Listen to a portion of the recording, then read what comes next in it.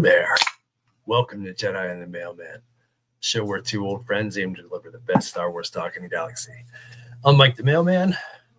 There we go. That's Jimmy the Jedi. Jimmy, how you doing tonight? I'm good. Did you just give me the Weekly Planet can open on our show? Can crack? Yeah. Look at you. And those guys are hilarious. That is a fun show. So, man, we are extremely closed up on Instagram. I don't like that stuff. Let me see if I can change that. Sorry, people on Instagram. I know you don't want to see our faces quite that close. Let me see if I can change this. I don't think I can. Oh, well. We are stuck. Sorry, folks. You're stuck. I'll just lean a little bit. Extreme close up. Like Wayne's World and stuff. How are you doing, Mike? Not too bad. Miserable day today. Rained. It's cold and rainy, like the worst kind of winter weather. But Skywalker Ryan says, "Happy Tuesday. How is everyone?" Mike is thawing out from the sounds of things. Mm-hmm. So, yeah, I'm ready for the holiday to hit. Get a little rested up. It's busy, man. I had Monday off, but on Monday, I think the girl that did my route for me said she had over 200 packages, and I had about 200 packages today. So it's like Christmas is already here. Started gearing up. Yeah, it's madness. Yikes. The ins and outs of the U.S. mail service, folks. You thought you were coming here just for Star Wars? You get a little bit of insight. Yep. I'm always impressed by the lingo. We're more of a package service nowadays than a letter service. No one really sends letters unless it's like some BS. No. I really hate those letters you get that look like they're handwritten. Yeah. You're like, oh, come on. Mm-hmm. Yeah. Makes me so mad. I think people should take the time, sit down, write letters. It would help our business. Yeah. Well, you should tell the person to invent an email to knock it off. Yeah, jerks. I don't know. As long as the Postal Service lasts for another 10 years or so, I'll be all right. Then you can retire and not worry about it. Yep. Nice. Yeah, I wouldn't counsel. I mean, it's a great job, but I wouldn't counsel anybody nowadays to try to make a career out of that. You know what I mean? It's one of those jobs like you wonder what AI is going to take over and things like that, But Postal Service. You're speaking to the choir, baby, about AI taking over. Teachers are going to be useless in a few years. Yeah. I mean, students already think we are, and most parents do too. But I think AI's got to get a lot better. I think most people don't care. I think they think it's good enough, but man, it's not great. It's not where it needs to be. Yeah, I mean, I use it to help me create stuff for school, and there's always just mistakes and you got to fix. And yeah, I mean, it's impressive what it can do, but I've also seen the first Terminator movie. I've seen The Matrix. I know this is where we're headed. So I've seen I've seen the end results of this. Yes, but I mean, we could be in it right now. Who knows? The Matrix could be. But we're not here to talk about The Matrix or the Terminator, are we, Mike? No, we're here to talk about Star Trek. Did you hear there's a new Star Trek movie coming? There is a new Star Trek movie? Wrong show. It's Star Wars. There is. Yes, there is a new Star Trek movie coming. New USS Enterprise Lego, and it looks I know. It looks so really nice. Like, I'm like, if I was just a Lego collector, it would 100% be on my list of things to buy. God, I'm thankful that I only collect Star Wars because the Harry Potter stuff, my God, the Gringotts and just the things that they make. And then you see that, I saw that USS Enterprise and I was like, oh. I have a plastic model of the USS Enterprise D. And I do these things like, I think I'm going to have time to build and, you know what I mean? Like, like, I had all these ideas. I'm gonna paint, and I'm gonna paint the thing, and I'm gonna put the decals on. I'm gonna make it look sweet. It's just a plastic model that I put together, and it just sits there now. It's not painted or anything like that. Here's the deal. Over Christmas break, well, you don't get a break, but over Christmas, honestly, I do get a bit of a break this year. Okay. I have some leaves saved up, so my schedule rotates, and I have 3-day weekend every 6 weeks. So this year, Christmas is on a Thursday, and that happens on a Thursday. So it goes Thursday into my Friday, Saturday, Sunday off, and I took Monday off just for good measure. Dang. So nice little break for Christmas. All right, so here's the deal. Because I was going through some stuff and I found something I got for Christmas last year that I have not put together yet. Yeah, so exactly what I'm talking about. Yes. So you finish that, and I'm going to finish my Balin Skull Christmas gift that you sent me, because I need to put that thing together because it needs painted and stuff. And that's why I didn't put it together. I might put it together and then like send it to Tiara or something, because she's really talented. See what she can do with it. Maybe I had all these ideas.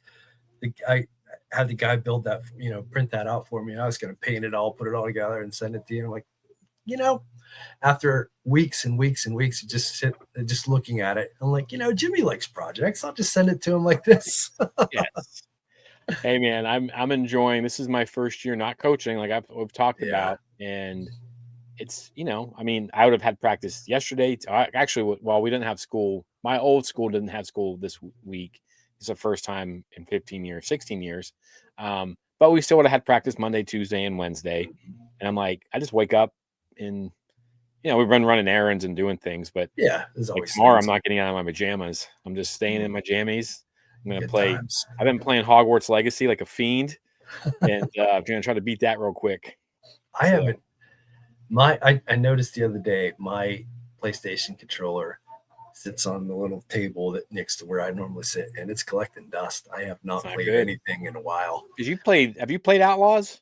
Yeah. So you should. Yeah, I need to get back into it. Somebody was asking me about that game today. They're like, "Is it good?" I'm like, "Yeah, I really enjoyed it," but for whatever reason, I stopped playing it and I started playing Red Dead Redemption again. Wow. I don't know what it is about Red Dead Redemption 2. That. I freaking love that game. That's Justin's favorite. Yeah. I mean, and he plays a ton of games, and he's still, to this day, what's your favorite game? Red Dead 2. It's like there's not even a hesitation.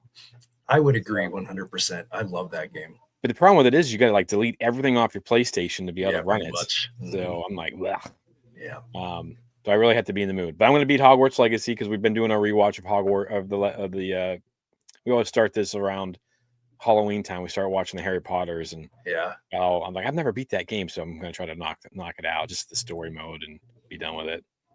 Are you excited about the new Harry Potter crap that's coming out? I'm interested.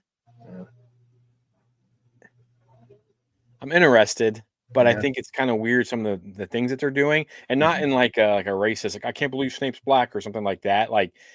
But like he's very specifically very pale, greasy, and I get it. Like I have no problem. I don't even care if Harry Potter was a black. You know what I mean? Like whatever. Like I'm not saying it's like, but it doesn't make sense to get someone who is described as this, and you have all these other characters you could have easily done. Yeah. I am interested because like I love the books. Have you read the books? Nope. No. Books are phenomenal. Yeah. And they leave so much out because they're so long. Yeah. That I feel like they could do some cool stuff with some of the other storylines that are in the books while things are happening. It's a money grab. Yeah. We'll see what happens. I'd rather get stories as we're watching these. And people are like, "What the hell are you guys talking Harry Potter for?" But we're on the last one. We're on Deathly Hallows Part 1 and Part 2. We might try to watch those tomorrow, or tomorrow over the next couple of days. But I would like to see like Daniel Radcliffe and all them now that they're older, like legitimately older. They don't have to do fake prosthetics. Yeah. Like terrible ones they did at the end of Deathly Hallows Part 2.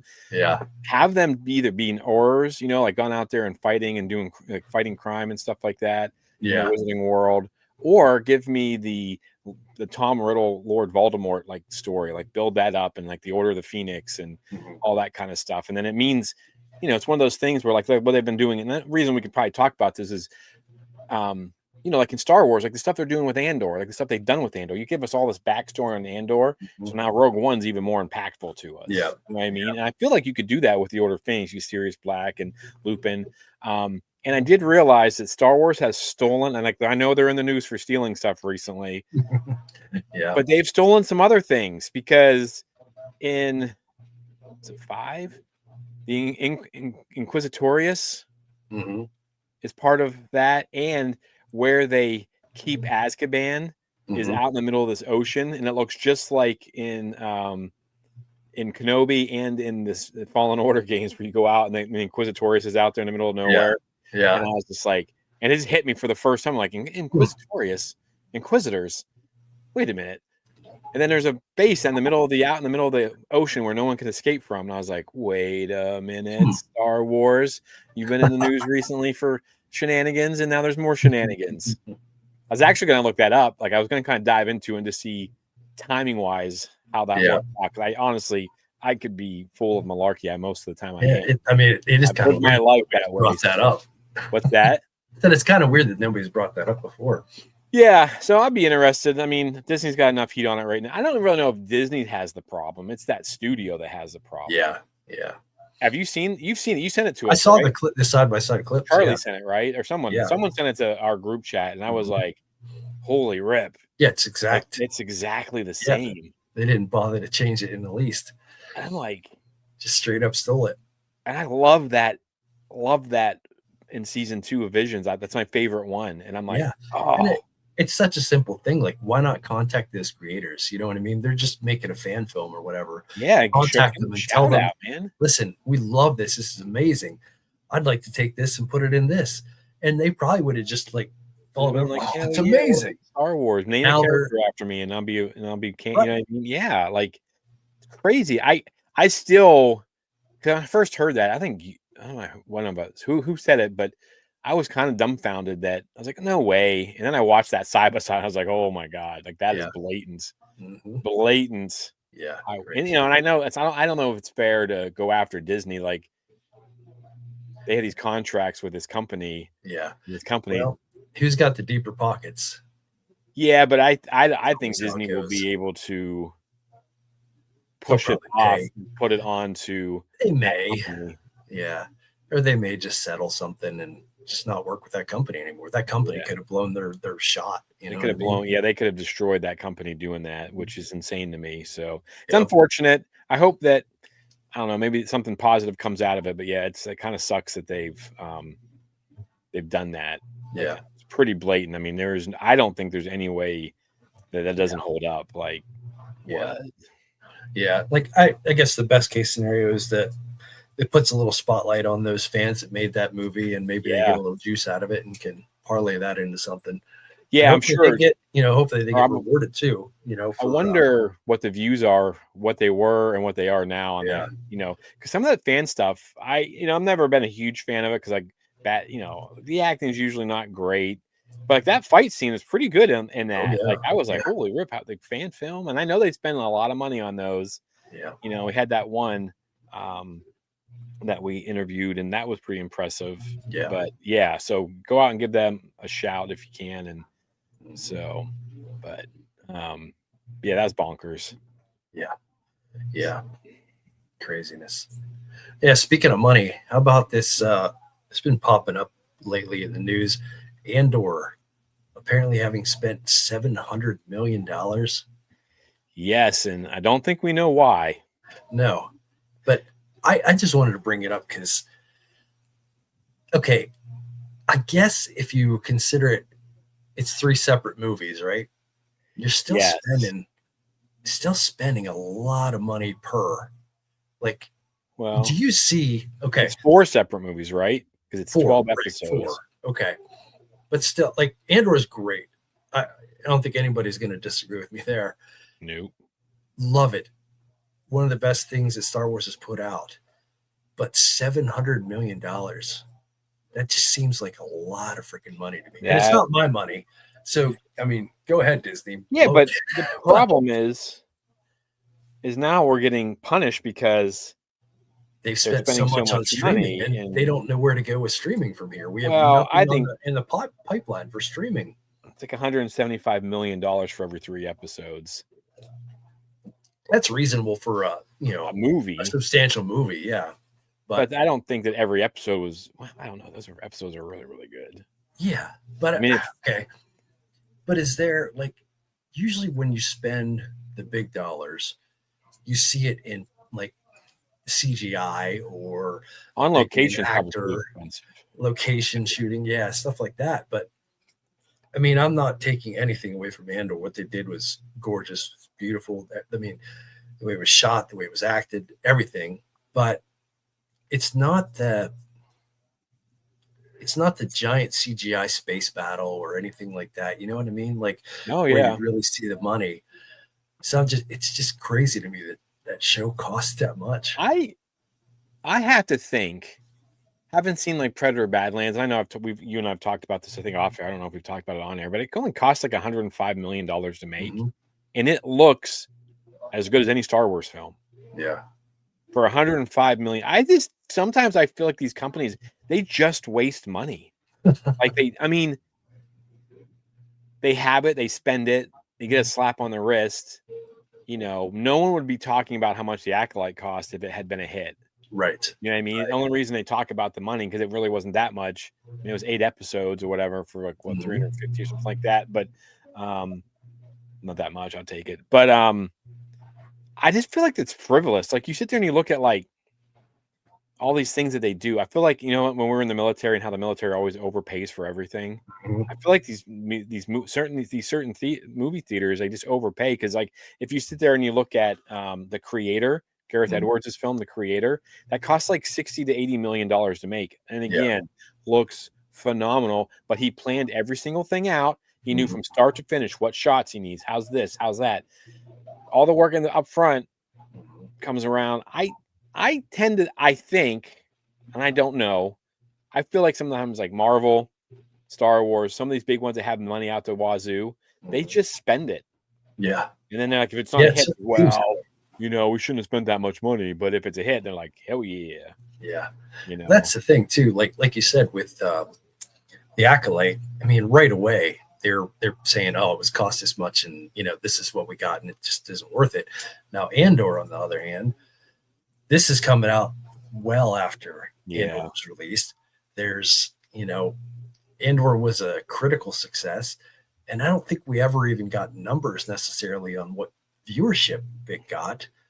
No, that was at the I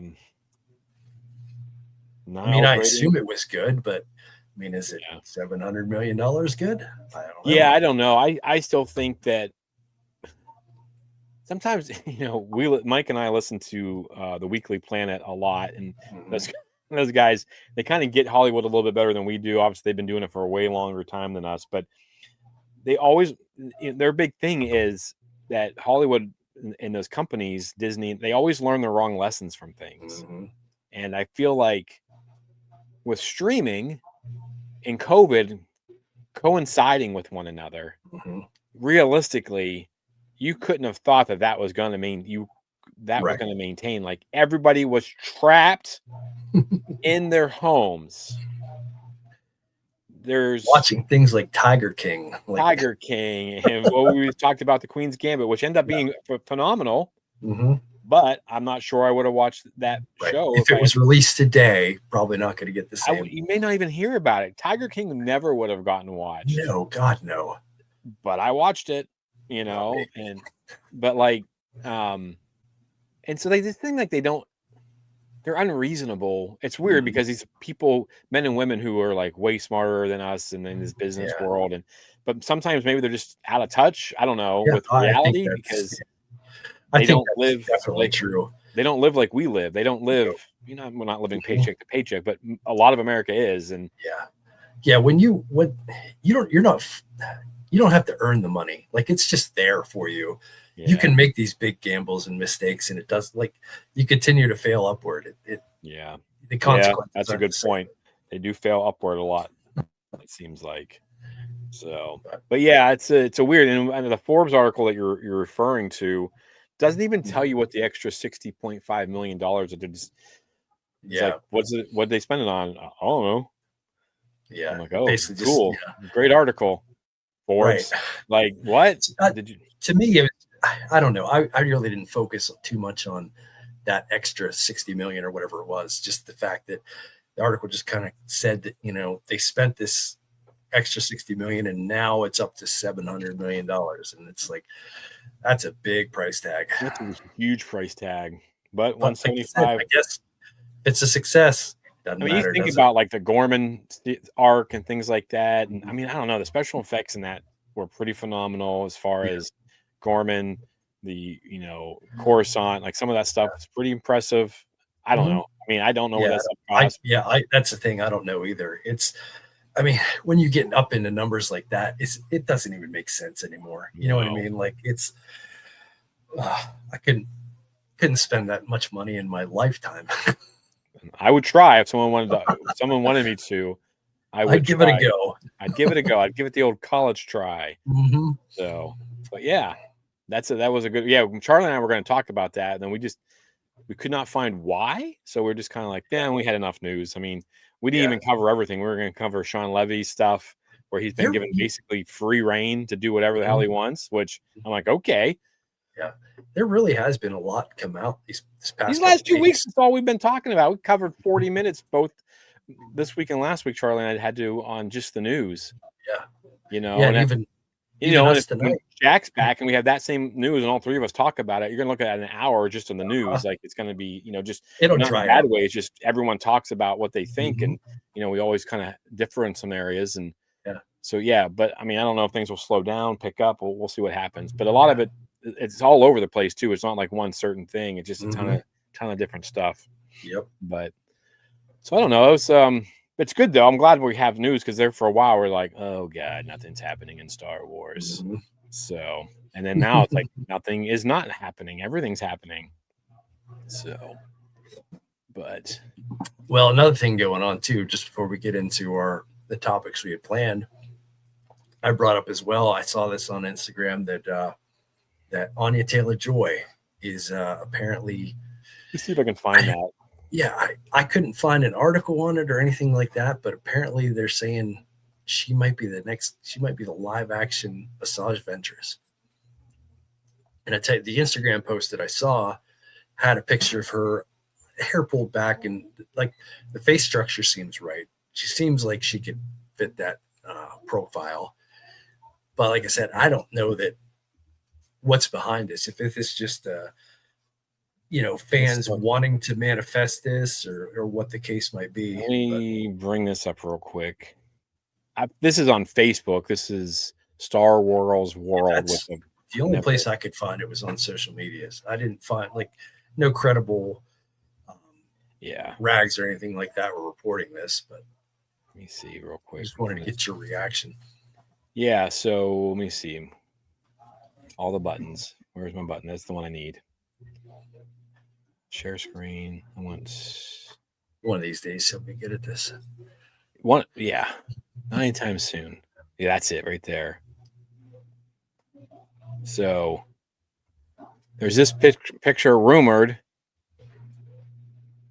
It could work. Mm-hmm. I mean, she's got the right jawline. She has a little bit of cosmetic. I mean, I'm not sure how hard they're going to go on like the chin. I mean, we saw what things they would change, but we also have Asajj in Bad Batch recently and in Tales of, and she's got hair. She's got one is a set kind of thing.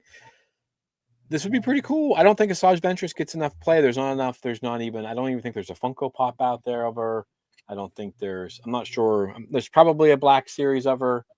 I know I was trying to find a Funko because I wanted the voice actor to sign it, but I got her to sign a photo of it, of just a picture from the Bad Batch episode. But yeah, this would be cool.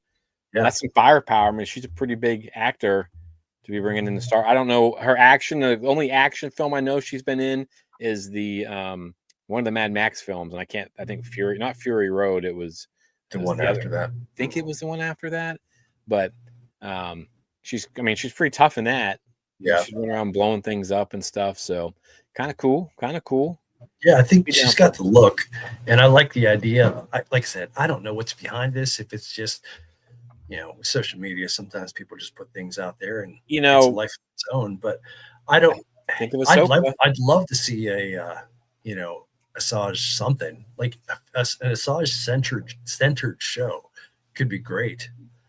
Now, one thing I'd bring up though, Asajj's voice, like you brought that up, getting the autograph of the lady that does the Nika voice. Futerman. Yeah, so iconic. Like, kind of it raspy. has to be that voice, right? Yeah. So I think you're running into a Ahsoka Tano, Rosario Dawson situation here again. Yeah. Because like I think Rosario is a cool Ahsoka, but every time Mhm. she talks, it Does it right. it's hard Yeah. for me to get around it's not being Ashley Eckstein's voice. And I know there's too much dialogue for them to, and Rosario is a good enough actor that you Yeah. don't need to do that for her. But Plus Ahsoka's grown. You know what I mean? Like, yeah, you know, you can kind of put it off to that. Like, voice changes as you get older or whatever. A little more gravitas now than you know, the old Snips days. But yeah, I don't with Anya Asajj, Taylor-Joy's a pretty good actor. Maybe she has the voice. I maybe. don't know. She can dig Maybe. down deep for it. I mean, it's kind of a raspy. She probably could get pretty close to it. I bet you. But I'd I don't like to know. see it. Yeah, I mean, yeah, I'd be down for it. We've our friend of ours from the show, Michelle Smith, who does a lot of uh, stunt work and stuff like that. She's really been pushing. She kind of wants that Yeah. position, and Mhm. she could be a great stunt double if they're not going to give her the starring Yeah. role. Disney could hook her up because she does some great stuff. Mhm. So, but yeah, good Cool. times. All right. So should we get into our topics then? Let's get into it. Where do you want to go first? Let's start with Kenobi and Anakin, I guess. Okay.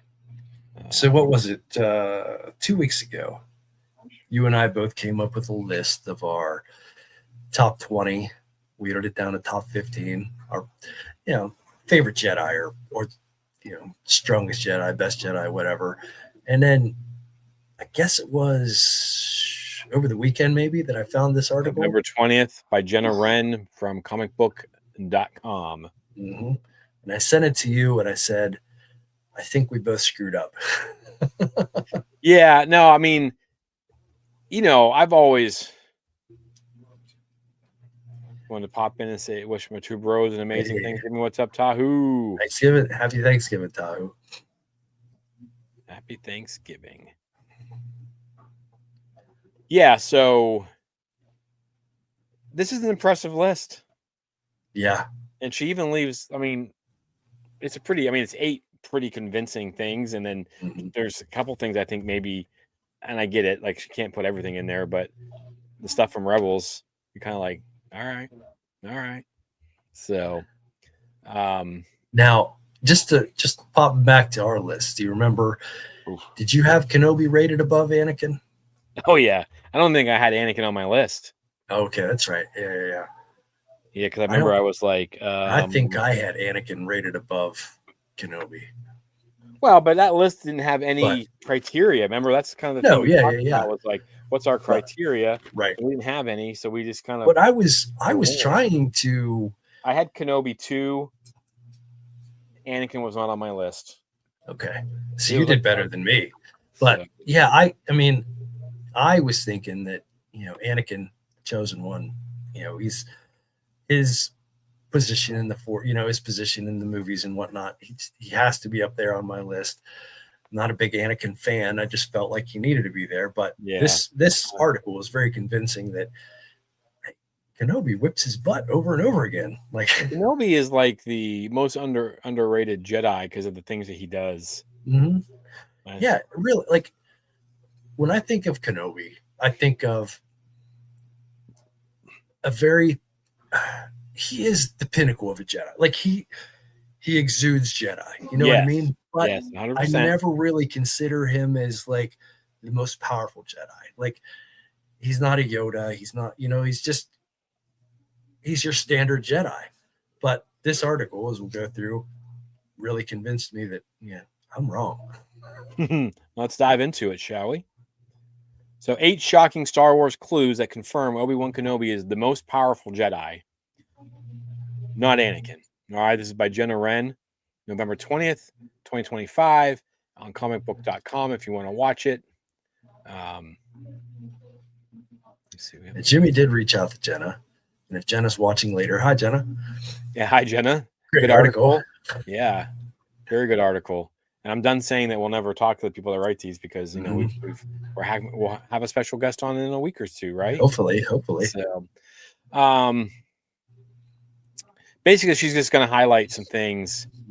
And she says she scattered, and this is because she got one that I didn't know because I never read the books, the movie adaptations. But she says here, moments that put Obi-Wan Kenobi at the forefront are scattered across the films, novels, and shows.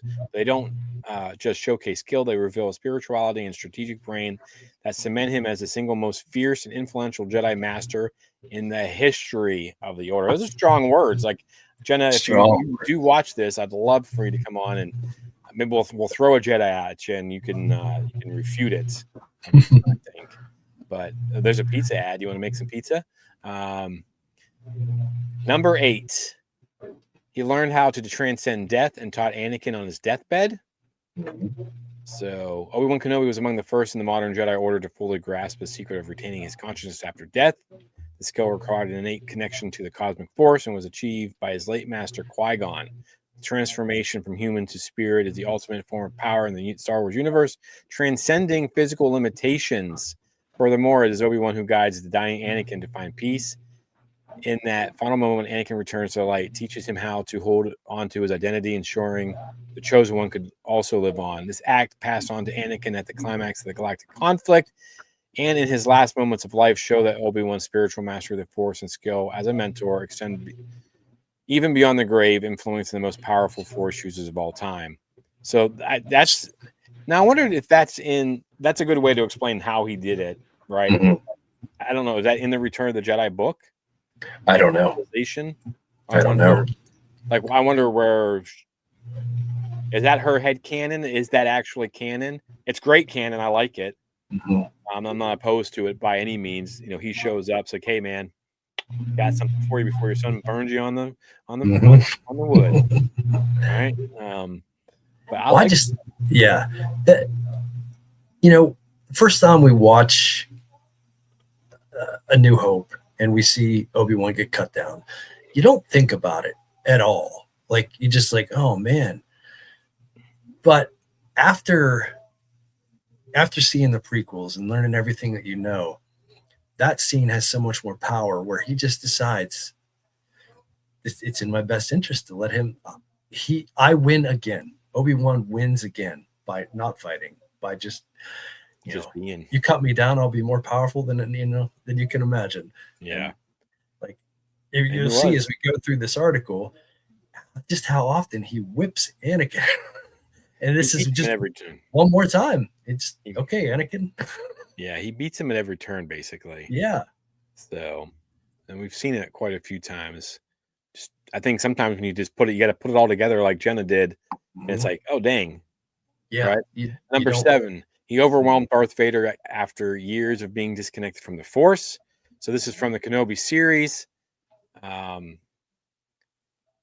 It establishes that Obi-Wan is deeply disconnected from the Force in his isolation on Tatooine, which we saw with a big gripe of a lot of people, including my brother. While acting as Luke's protector from afar, he is haunted by his past and living in exile as a broken man. In contrast, Darth Vader has been relentlessly honing his power for a decade, fueled by hatred in the dark side. When the former master and apprentice cross paths for the first time since their conflict, the newly reawakened Kenobi not only stands his ground, but utterly dominates a decade-experienced Vader, proving that his mastery of the Force is so deeply ingrained in his soul that it surpasses even Vader's raw strength.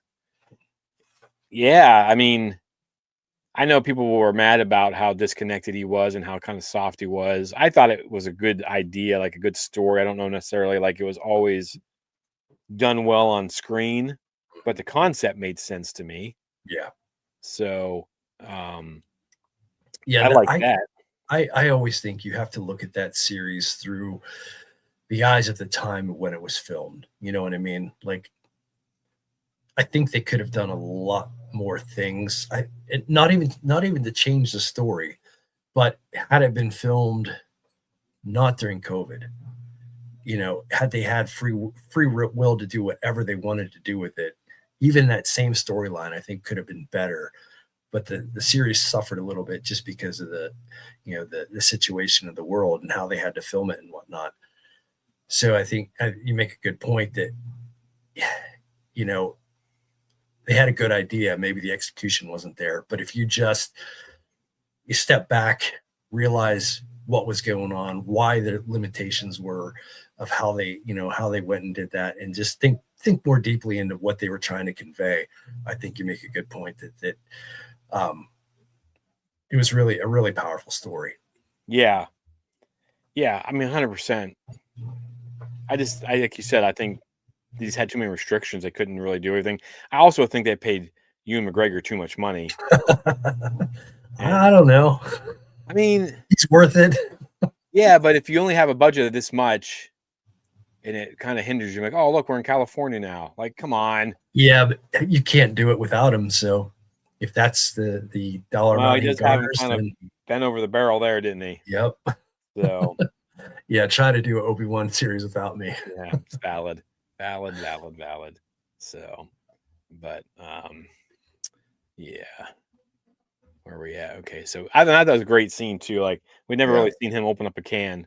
Always little things here and there, and that's probably the most powerful I think I've ever seen. I mean, it's probably the most powerful we've ever seen any Jedi ever on the screen. I've never Possibly. really seen anyone do that kind of stuff in live action. Mhm. So, all right, number 3. He defeated Anakin on Mustafar. He does whoop his butt Yes, there. he did. Climatic duel on Mustafar is not only one of the best battle sequences in all of Star Wars. Yeah, true. But puts Obi-Wan's superior skills on full display. He faced off against someone he loved like a brother, the Chosen One, who was arguably the most powerful Force user ever born. Having fully just succumbed to the dark side, Anakin's terrifying strength was at its peak. Obi-Wan's victory on Mustafar was a combination of his classic Sorosu lightsaber defense, his patience, and his superior tactical skills, capitalizing on the high ground situation Anakin fully ignored due to his pride, the fact that Obi-Wan was the only one who could stop the Chosen One's devastating rampage and survive the confrontation in one piece is an undeniable example of his skill and discipline. Mm-hmm. That battle's like 30 minutes long. It's amazing. Like, we talked about this when we did the rewatch. Just that fight scene is just so intense, so in your face, like lightsaber fighting in a closet essentially, because they had no room to move. They're face to face, just so close, and just whipping those blades around. It is definitely one of the, I don't know, maybe the best lightsaber battle in all of Star Wars. It's a good one. It's up there. Yeah, it's definitely up there on a list. That could be another list we make. Best I think lightsaber. I don't know if we did. Maybe you guys did it on Explore. I don't know. Maybe. I think you guys did an episode on Explore the Force. We could have. I forget things pretty quickly. Yeah. As they start to pile up, it's hard to remember them all. Yeah, this is a good one, though. I mean, yeah. But yeah, once again, I mean, it leaves him in the dust without arms and legs. Crushes them. And then Anakin doesn't give up. He keeps coming back for more and just keeps losing and losing. Yeah, he never wins, really. Even when he strikes him down in New Hope, he loses. Yeah. So. Yeah. But I think, too, and I don't know, I can't remember. I read through this pretty quickly, but before we got on air, this afternoon, it just kind of shows you, like, there's always these little things, and as much as we complain about the Jedi, well, at least as much as I complain about the Jedi being their own worst enemies, Kenobi always is like a bright, shining star in, like, the dark. The light is always better than the dark because he learns and he grows. And, like Jenna said, 10 years away from using the Force and is still able to, like, within a few weeks or a few days, whatever that time gap is, to, overwhelm Vader. He beats him on Mustafar when he probably shouldn't have been able to, and some other things that we'll talk about. One I don't think's on here we can talk about at the end, but the next one, this was a really cool scene. He's matching Anakin's Force power during the same duel on Mustafar. The battle shifts from lightsabers to test of pure telekinetic Force power. Obi-Wan and Anakin become locked in a struggle, pushing against each other's abilities, even though Anakin's midichlorian count is higher than any other Jedi in history, including Master Yoda. Obi-Wan not only matches him, but comes out on top. Obi-Wan's ability to meet and surpass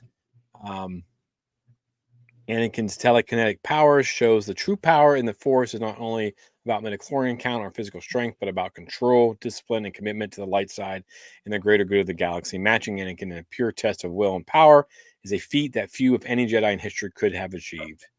It's an excellent point. I really like this article. Like, yeah, I think it's well written, and Jenna obviously knows Star Wars, and every time I look at one of her reasons, like, yep. And I would have just kind of overlooked that aspect of it, thinking that's part of the Duel on Mustafar, but it's a separate. That's a good point. Yep. And this is one of those, I didn't remember this, because that, like, one of my criteria when I was making that list that we made was trying to, like, remember that character, like what thing did they do with the Force to show their power within the Force?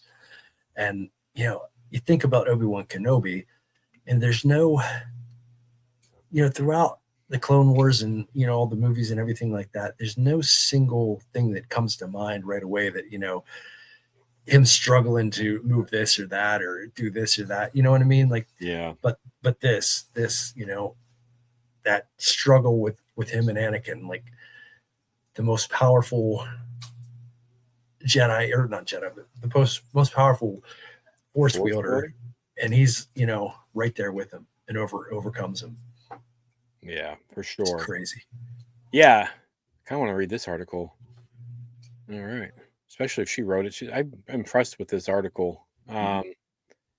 He defeated General Grievous. He loses to him first, but he loses with Anakin though, because Anakin is a knucklehead. General Grievous was a highly specialized cyborg Jedi killer, though he was beaten. See, we talked about him on the main show this week, and I was like, I don't feel like he's a cyborg. I don't feel like he's a droid. I don't feel like he's like I feel like he's a whole new category of. But anyways, General Grievous was a highly specialized cyborg Jedi killer, and though he was beaten more than once by various Jedi in the Legends continuity, his defeat at Obi-Wan's hands in Revenge of the Sith holds special significance. All of Mace Windu's attempts to capture or defeat Grievous, as seen in Star Wars The Clone Wars, typically ended in failure. Obi-Wan successfully tracked down and defeated Grievous, someone who could not even be harmed by multiple Jedi working in tandem. The final confrontation was a two-part battle. First, a lightsaber duel, then skillfully exploiting Grievous's physical weakness, accomplishing that even highly powerful masters like Mace Windu could not. The reason why, in my mind, the defeat of Grievous isn't more prominent is we haven't had, like, the way that they've explored Grievous isn't quite enough. Well, that's what you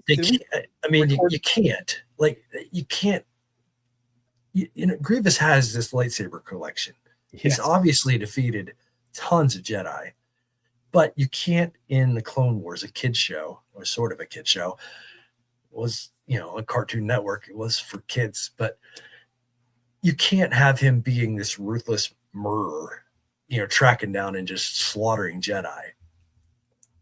But so, because you can't explore the character in that way, you don't, when Obi-Wan defeats him, it's not as powerful. But if you just kind of think about the fact that, that lightsaber collection, all that, his bragging, you take all that seriously, even though you've never seen it, it's an impressive feat. But I would love to see, you talked about it earlier on the show today, a series or something like that goes into Grievous's backstory. I'd love to see, like you said, from how did he become Grievous?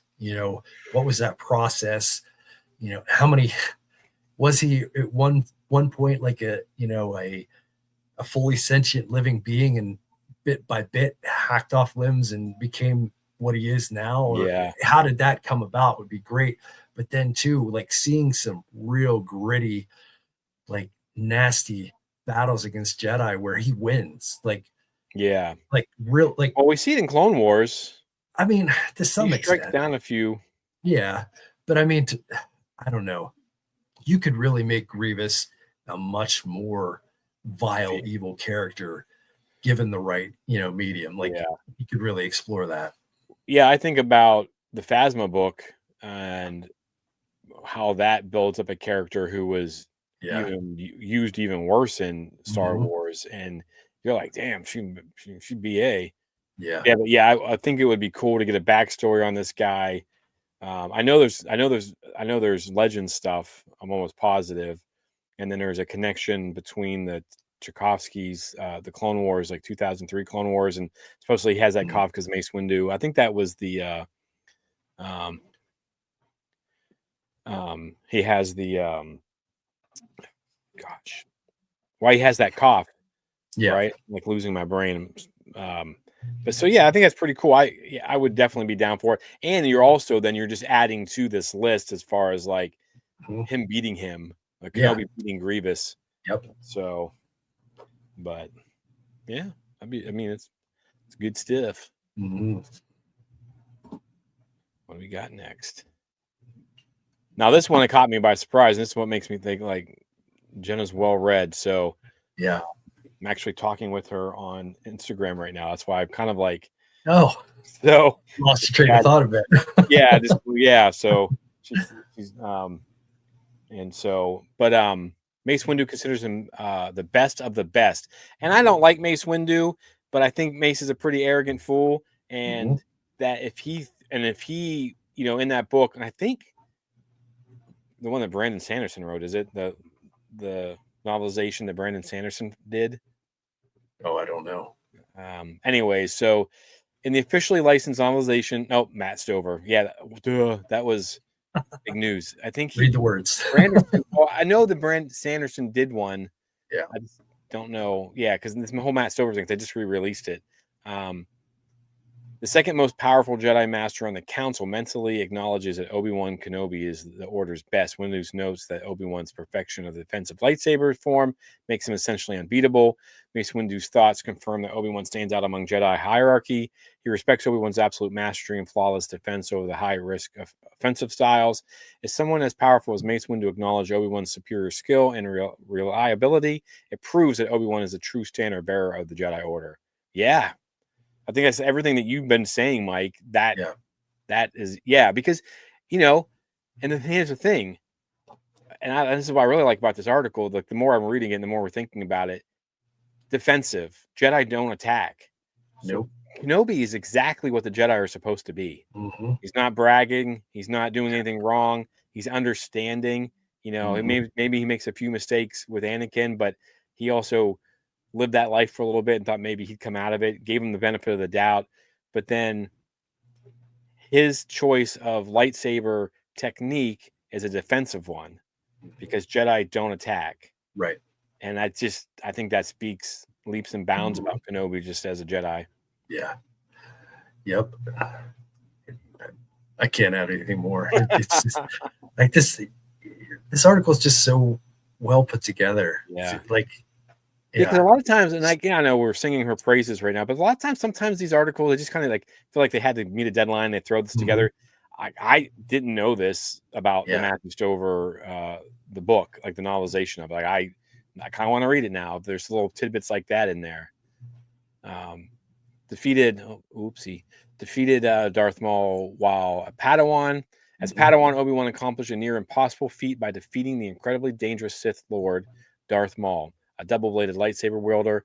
What makes this victory truly stunning is the context. Obi-Wan was weaponless, cut off from his master, and crucially, Maul's technically had the tactical high ground.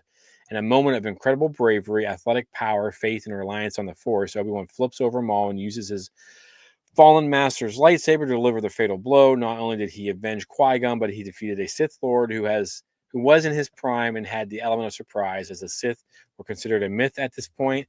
This one proves that Obi-Wan was miles ahead of his contemporaries long before he was a master. Yeah. Yeah. I mean, I don't know what to add to that. No. And the only thing I can add is he defeats him as a Padawan, but then almost like how he defeats Vader by allowing Vader to take that final swipe, allowing him to move into the living Force.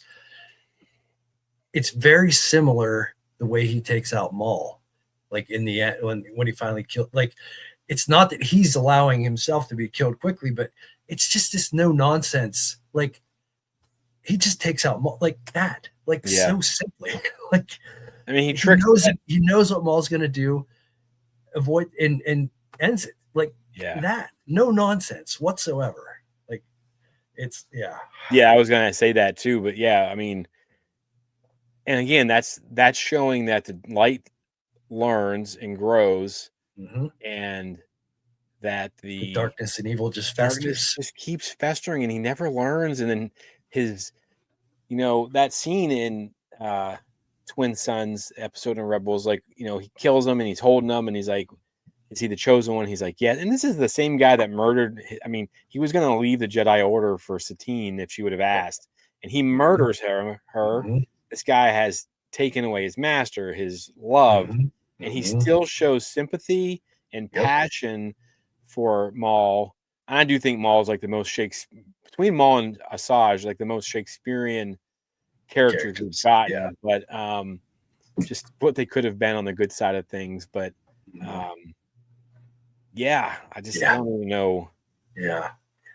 That's probably my only like thing about this article is that she didn't mention that. That's probably it. Like, I mean, and I'm like, but there's stuff on here that I didn't even know. So I'm like, well, okay, you win. So, and then number 1, he's the first to sense Palpatine's disingenuity. I can't even read right now.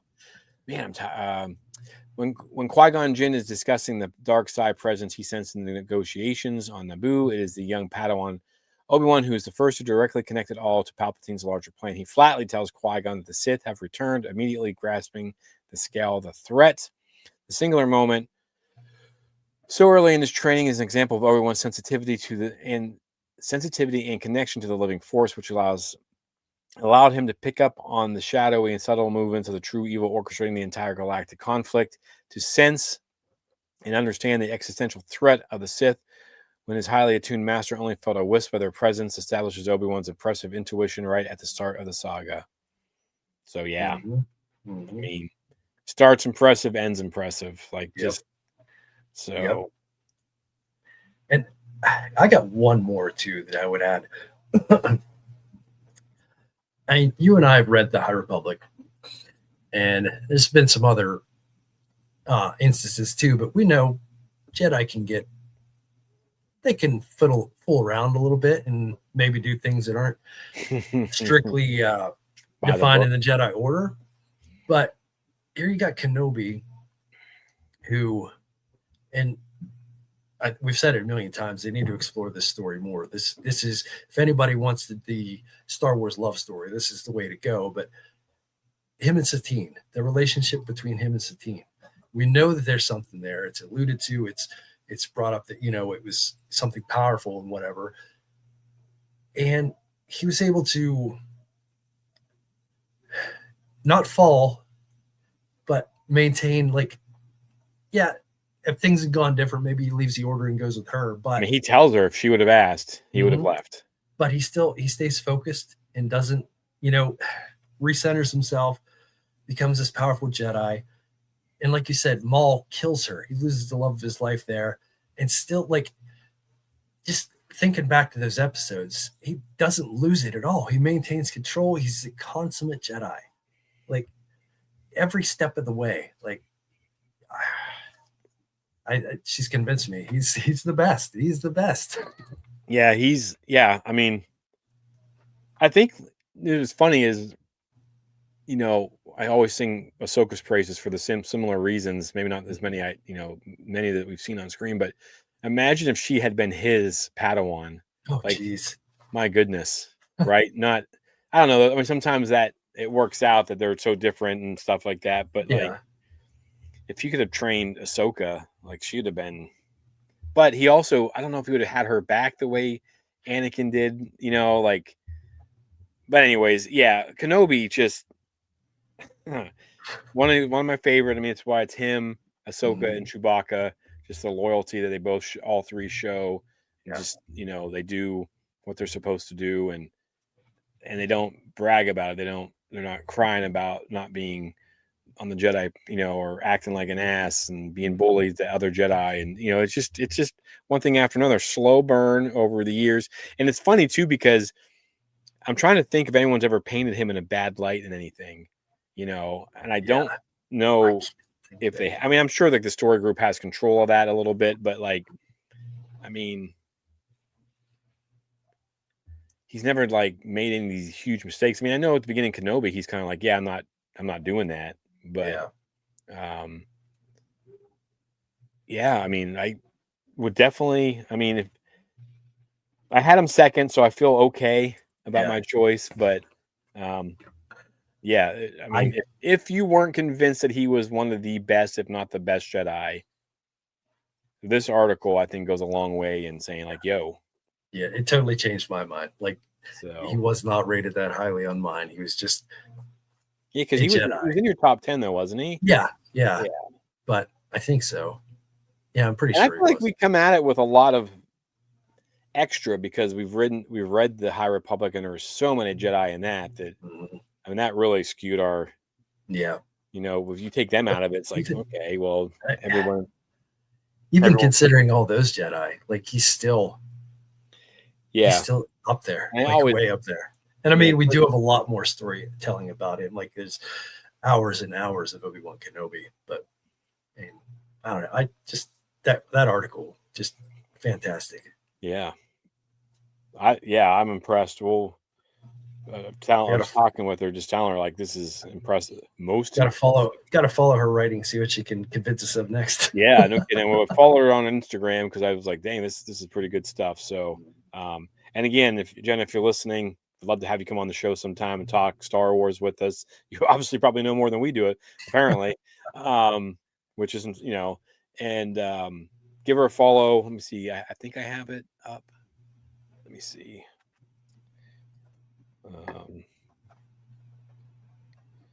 Trying to find her at Chaotic Good Jenna. That's a good title. Chaotic Good Jenna. I'll put that up there real quick just to give people IG. Whoops. Apparently a D&D player. Yeah, looking at her stuff, it looks like she's a well-rounded nerd. Awesome. Those are our favorite people. Yep. So I try to be a well-rounded nerd. Yeah. So there we go. So this is the lady who wrote this, Jenna. This is her article on comicbook.com. And I mean, if you've listened to us at all before, usually we're not like singing the praises of the people who wrote these articles. I mean, I don't know if this might be the first one where like, hell yeah, like, you know what I mean? Like just kind of, but we've also gotten some friendships out of challenging some of the episodes. So we'll say, I like the word challenging. That's nice. That makes me sound less of an ass than I was at that time.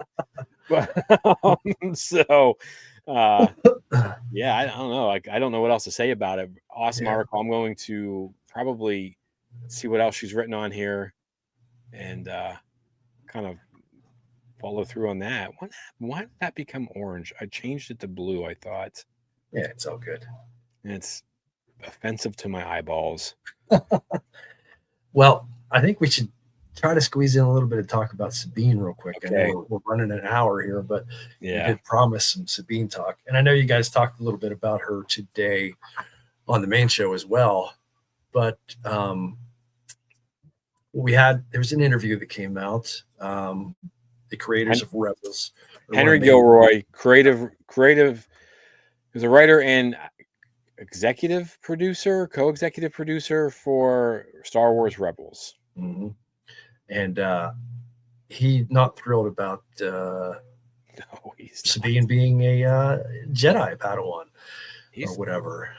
I mean, it was a funny story because I was confused by what I heard because I was like, oh, they took it out, like he's in trouble.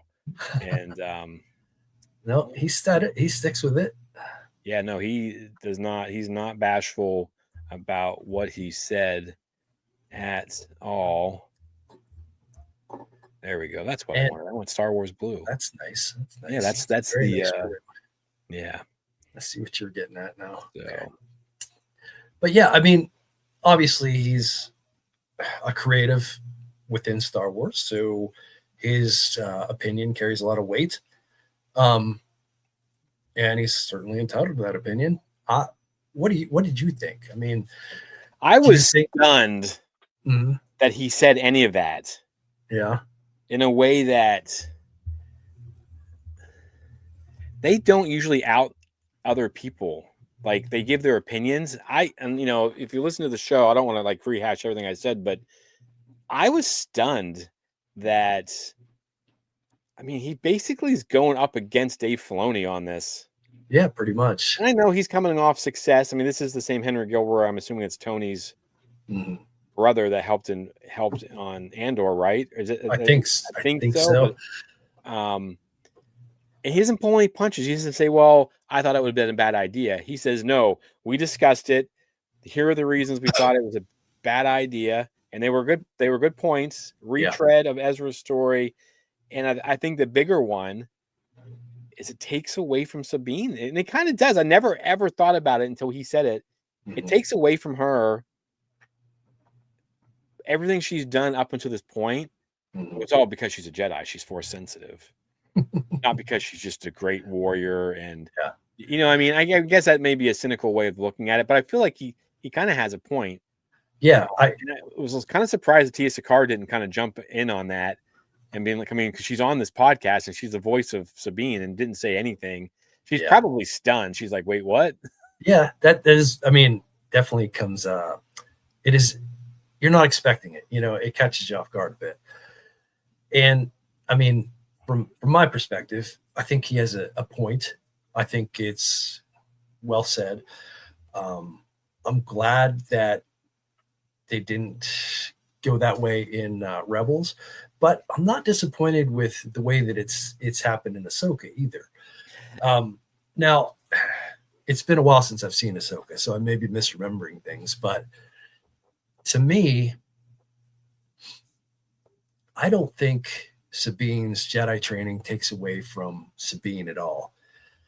To me, I think Ahsoka is trying to show that there's a different way to be a Jedi.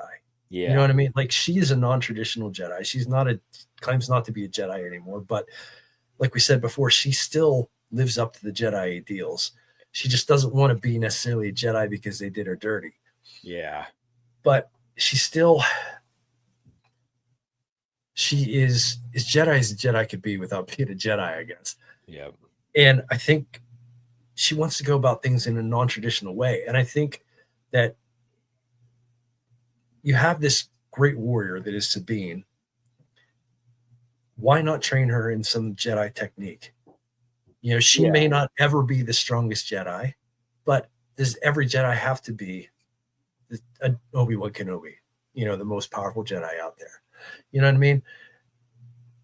I don't think she's going to, I know there's that scene in Ahsoka where she helps force push.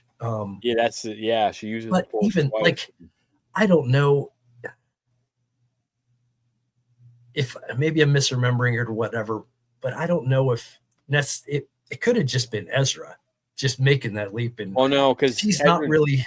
Ezra jumps and he's falling. He comes out of the screen and he shoves him real quick with the force and then fixes it. Yeah. So I mean, she throws some force, literally some force behind Ezra, and then of course she does the Luke Skywalker lightsaber pull and then nails that zombie death trooper in the head. So, and I'll be honest with you, I had no problem with it during Ahsoka. I was like, yeah, that makes sense. Like, but I never thought about it. Like, I guess I'm kind of on the fence. I guess I like what he says, and you know, and he goes on to say, like, being a Jedi is more about is not just about the Force. It's about an ideal. It's about a way of living. It's about doing the right thing and helping people, and that's what being a Jedi is. And and then she was like that even without the Force. You know what I mean? She was fighting and putting herself out there, and but I kind of, you know, in the main show I talked about it a little bit where I feel like it's kind of like the whole Rey thing where like she's a nobody and she's powerful, but that wasn't good enough. Like they had to make her a Palpatine, so that's where all of her power comes from. Yeah, and it kind of like pulls the rug out from underneath her a little bit, in a way, I think. But yeah, I guess I can see it both ways. Like I wasn't mad about it, and I'm still not. I think it's a cool storyline, and you know, it's a little weird to me too, because then you have Grogu doing the same thing, you have her doing the same thing. How's that gonna like? What's that look like? Where are all these people at? And then it gives more to the whole like, where are they during the sequel trilogy and stuff? But I guess for me, like you said, his opinion's valid, and it does open my eyes to what he's saying. But I guess I come back to the fact that when I originally watched, those things never came into mind for me. You know what I mean? I never thought that she was taking anything away from Ezra. I never thought it was a retelling of the same old story. I still see Sabine as different. I still see her as something else. And I still think that maybe Ahsoka is trying to not rebuild the Jedi Order, but change the Jedi teachings and allow more people to, to contact the Force and just, you know what I mean? Like, I think that they decided.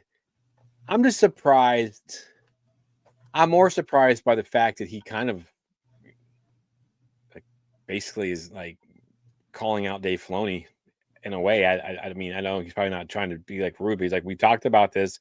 We unanimously decided, dumb idea, not going to work. But I liked it, like you're saying, because it shows you that it pulls away from the Skywalker thing, where you don't have to be a Skywalker or a Palpatine to be powerful. Like the Force, and it makes sense because the Force runs through everything and everybody. So technically, everybody has the Force. It's just I don't know if it was you or Jack or who it was. I think one time we were talking about it, and it was like it's like training, like. Like you may only be like, I've been getting ready for a 5K on Thanksgiving Day for the last few weeks, right? I put in that effort. I may never be a great runner again, like I was back in the day, but I'm putting the work in, and there I go. I'm a runner again. You know what I mean?